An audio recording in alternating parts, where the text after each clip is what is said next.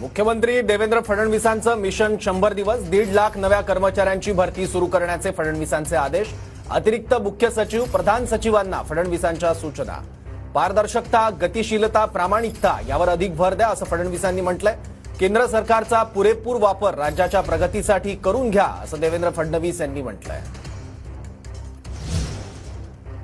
1.5 लाख सरकारी कर्मचाऱ्यांची भरती सुरू करण्याचे फडणवीसांचे आदेश।